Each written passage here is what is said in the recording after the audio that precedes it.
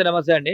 తెలంగాణలో మెయిన్ గా హైదరాబాద్ లో 1,00,000 ఇందిరమ్మ ఇండ్లు అని చెప్పేసి ప్రచారం అయితే జరుగుతుంది. దానికి గాను ఇందులో రెండు ఉన్నాయి. ఒకటి ఫ్రీ ఇందిరమ్మ ఇల్లు డబుల్ బెడ్రూమ్లు ఉన్నాయి. ఇంకొకటి 6 లక్షల ఇందిరమ్మ ఇల్లు ముందుగా 10,000 కట్టాలి అని చెప్పేసి అన్నారు. ఒకవేళ రాకపోతే వాపస్ ఇస్తామని చెప్పేసి పొంగులేటి శ్రీనివాస్ రెడ్డి హామీ ఇవ్వడం జరిగింది. దానిపైన మీ అభిప్రాయం ఏంటి? పొంగిలేటి శ్రీనివాసరెడ్డి గారు ఒకటే అండి, సరే మంచి స్కీమ్ పెట్టిరు, ఎక్కడ పని చేసుకుంటే అక్కడ ఇండ్లు ఇస్తామని చెప్పి చాలా మంచి విషయం అండి. కానీ ఇందులో మాత్రము మీరు ఇచ్చినటువంటి గైడ్ లైన్స్ లో మాత్రము అన్ని తప్పుదాలు ఉన్నాయి.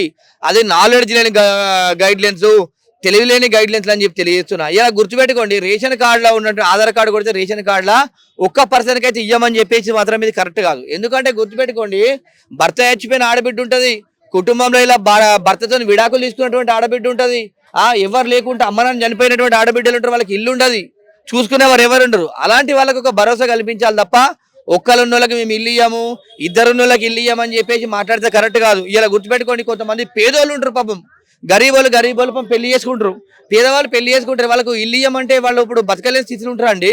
అలాంటి వాళ్ళకి మీరు ఎందుకు ఇవ్వరు?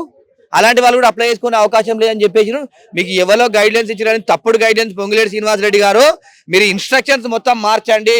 ఒక్కరున్నా కూడా ఎలిజిబుల్ అని చెప్పించండి. వాళ్ళకి డబ్బులు కట్టుకునేటువంటి దమ్ము సత్తా ఉందని అన్నప్పుడు ఎవరైతే మీకు పేదవాళ్ళ బిలో ప్రావర్టీ కింద వచ్చేటువంటి వాళ్ళు ఎవరున్నా కూడా అప్లై చేసుకోండి అని చెప్పి చెప్పాలి తప్ప కానీ ఒక్కరున్నా ఇద్దరున్నా ఇయ్యమని చెప్పే విషయం కరెక్ట్ కాదని చెప్పి తెలియజేస్తున్నా.